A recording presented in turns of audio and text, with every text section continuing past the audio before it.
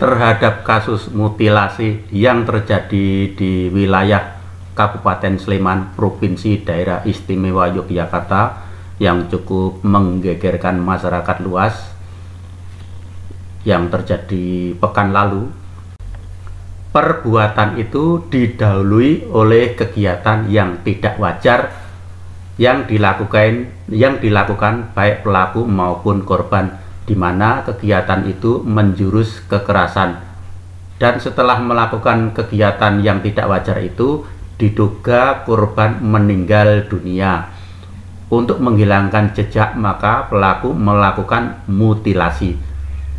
Namun secara lengkap dijelaskan oleh Direktur Kriminal Umum Polda DIY, Komisaris Besar Polisi FX Endriardi, Selasa 18 Juli 2023 di Mapolda DIY dalam konferensi pers. Pelaku yang dari Jogja mengundang pelaku yang di luar Jogja, kemudian dan melakukan aktivitas yang tidak wajar berupa kekerasan atau aktivitas kekerasan berlebihan. Kemudian dari kekerasan berlebihan itu korban meninggal dunia. Melihat korban meninggal dunia, para pelaku ini kemudian panik dan melakukan mutilasi. Setelah dimutilasi, ada pemotongan kepala, kemudian pemotongan pergelangan tangan, pemotongan pergelangan kaki, dibungkus.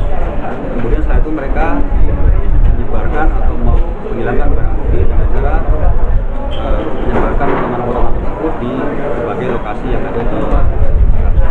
Kemudian setelah itu pelaku meninggalkan di Jakarta. Demikian ya. Pelaku melakukan mutilasi, alasan pelaku melakukan ya untuk menghilangkan jejak. alat dapur kompornya sendiri alatnya untuk apa itu Pak? Ya,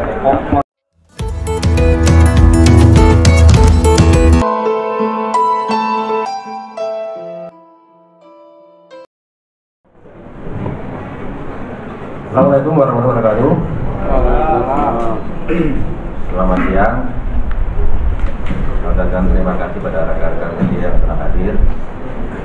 Pada hari ini kita akan rilis berkaitan dengan perkembangan kasus LP B 415 7 Romawi 2023 SPKT Polresta Sleman, Polda DIY tanggal 12 Juli 2023. Yang pertama, kami ucapkan terima kasih kepada masyarakat yang telah membantu dalam pengungkapan kasus ini, termasuk juga dari tim SAR yang telah membantu kita dalam pencarian potongan-potongan tubuh korban. Dasar tadi sudah saya jelaskan, laporan polisi LPB 415 2023 SPKT Polresta Sleman, Polda DIY tanggal 12 Juli 2023. Waktu dan TKP hari Selasa tanggal 12 Juli 2023 di salah satu rumah kos di Triharjo, Sleman. Perkaranya pasal 340, subsidiar pasal 338 KUHP, Jungto 170 ayat 2, ketiga Jungto pasal 351 ayat 3, Jungto pasal 55 ayat 1 ke 1 KUHP. Korban inisial R, laki-laki 20 tahun, alamat Pangkal Pinang, Bangka Belitung. Tersangka inisial W, laki-laki 29 tahun, alamat Kajuran, Magelang. Yang kedua, tersangka inisial RD, laki-laki, 38 tahun, alamat Kebayoran Lama, Jakarta Selatan. Barang bukti, alat yang digunakan dalam melakukan tindak pidana berupa ember, talenan, tali, panci, pisau, cangkul, kompor gas beserta tabung gas. Itu yang saya sampaikan. Nanti untuk lebih lengkapnya akan dijelaskan sama di Reskrimum. Terima kasih. Kami serahkan di Reskrimum. Baik, terima kasih Bapak Kabid Humas Polda DIY. Assalamualaikum warahmatullahi wabarakatuh. Rekan-rekan sekalian media Yogyakarta. Sehat semuanya ya? Iya Pak, ya. Baik, sesuai janji kami di rilis pertama pada hari Minggu, bahwa pada hari ini kami akan menyampaikan informasi terkait dengan penyelidikan dan penyidikan kasus dugaan pembunuhan yang sudah disampaikan Pak Kabid Humas sebelumnya. Yang pertama, kami dari penyidik Ditreskrimum Polda DIY melakukan kepastian tentang menentukan siapa korban. Jadi langkah yang kami lakukan yaitu melibatkan pemeriksaan inafis, di mana hasilnya kami membandingkan persamaan sidik jari yang ditemukan di TKP dengan temuan orang hilang, dan ini identik, nilai identiknya 99%. Itu yang pertama. Kemudian yang kedua, kami melakukan pengenalan secara visual kepada keluarga terhadap barang-barang yang kami temukan di TKP.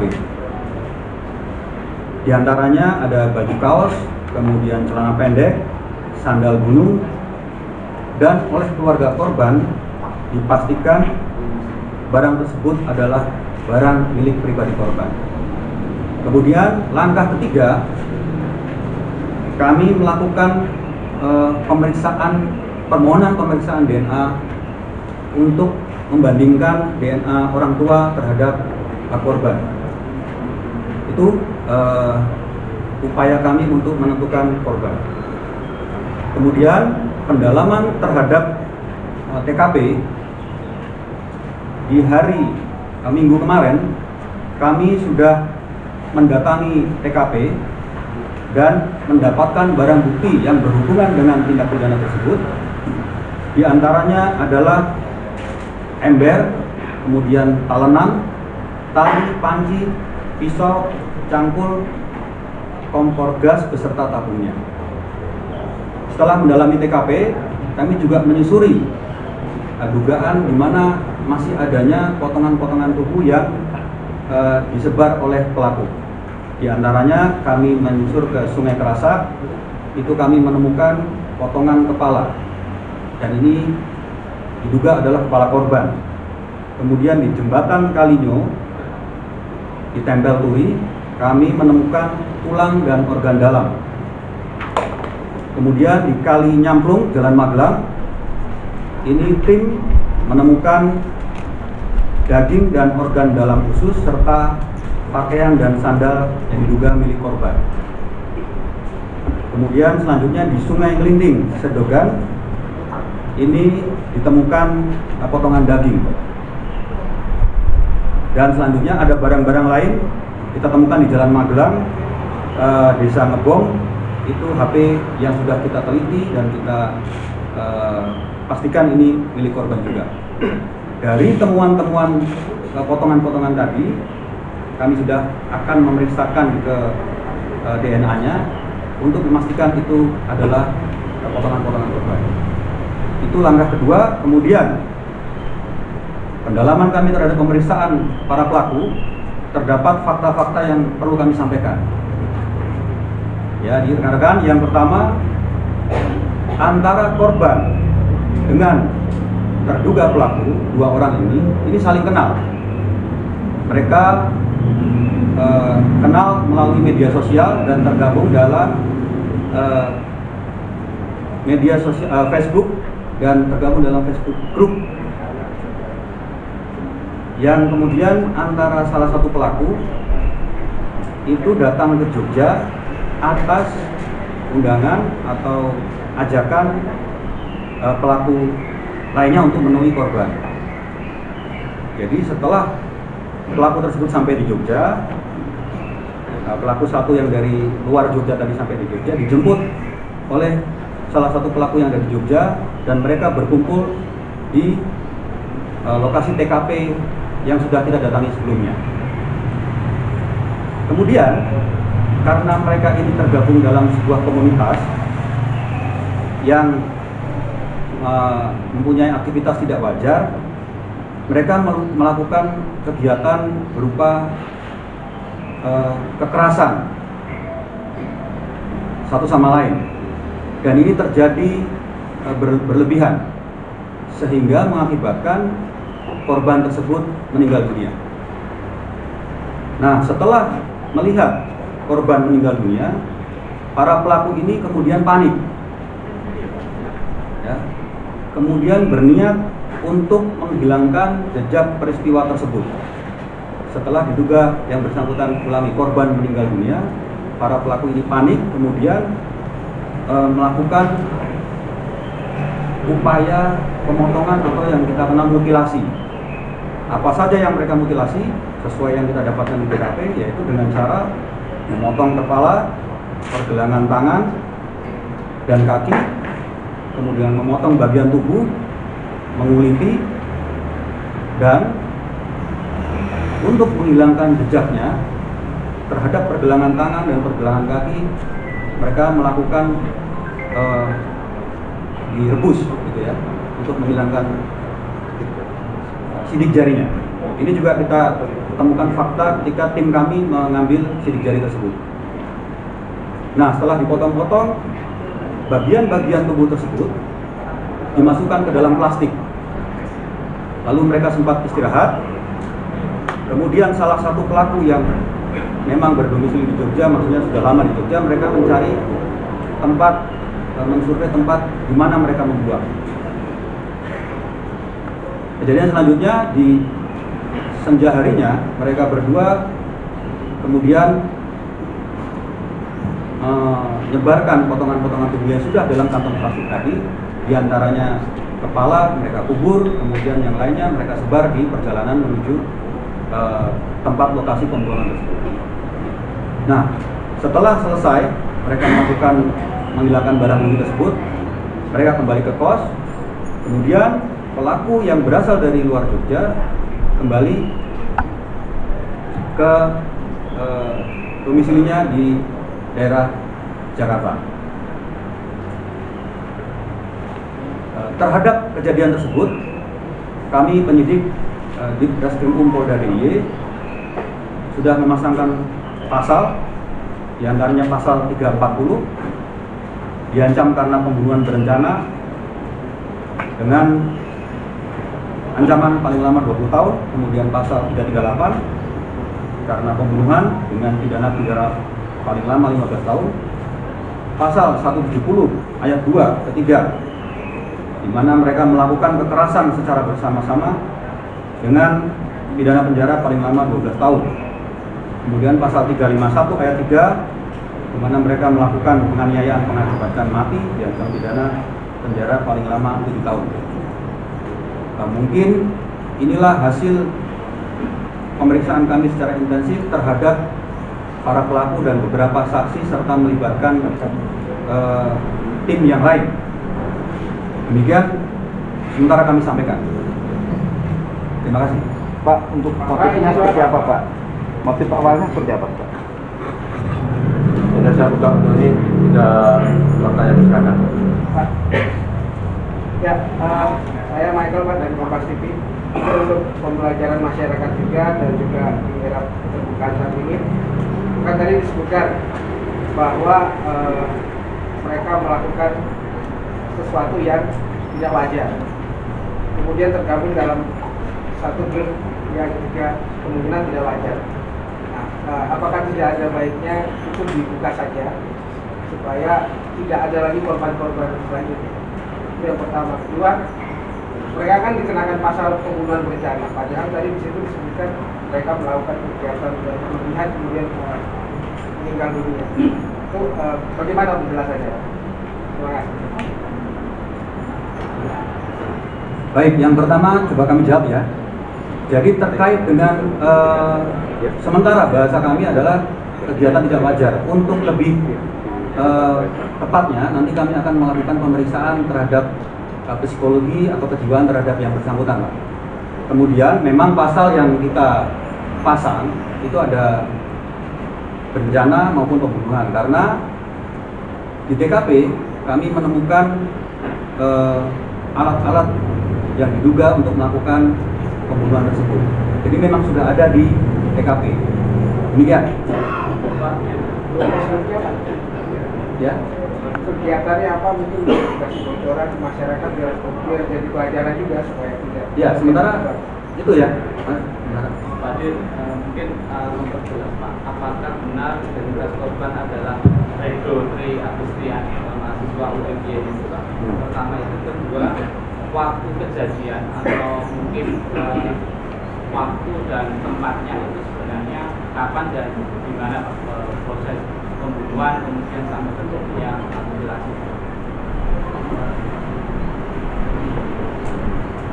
Baik, untuk korban mungkin kami sudah memberikan inisial ya, inisial saja Pak. Kemudian untuk TKP pembunuhan itu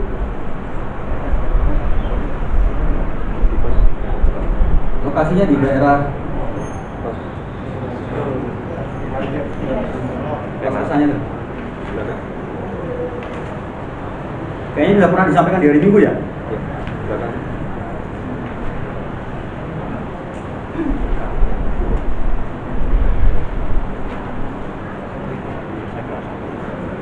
Atau Pak Wadi coba disampaikan. Oke. Baik. Assalamualaikum warahmatullahi wabarakatuh. Shalom, selamat siang, salam sejahtera untuk kita sekalian.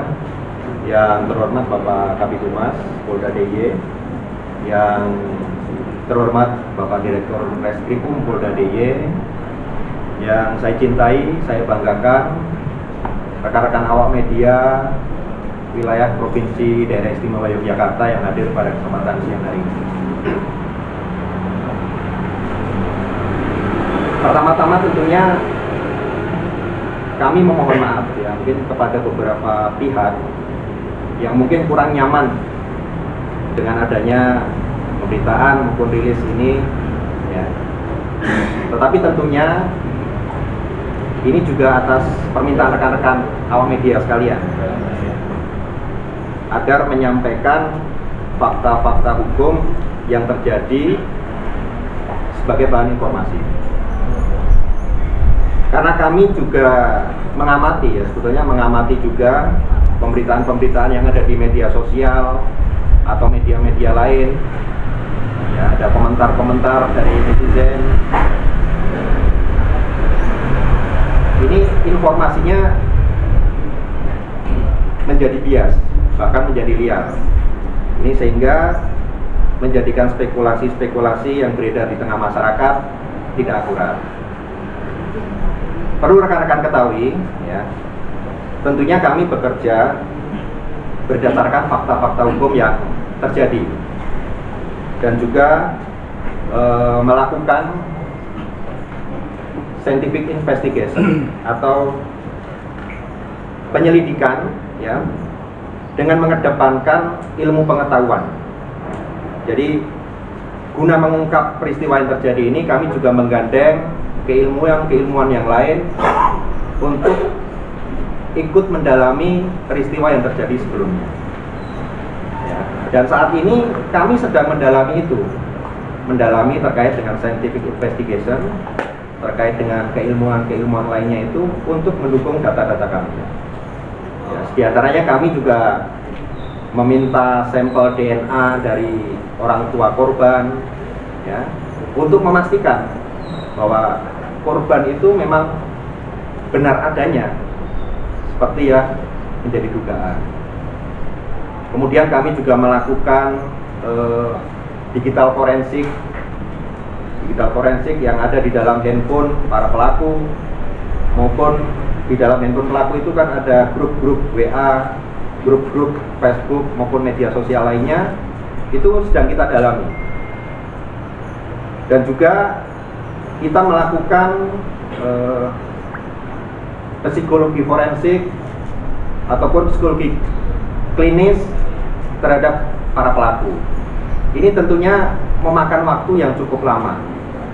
Jadi saya berharap juga kepada rekan-rekan awak media ini bersabar, karena kami juga tidak ingin menyampaikan informasi yang nanti berubah-ubah, karena kami saat ini sedang melaksanakan scientific investigation.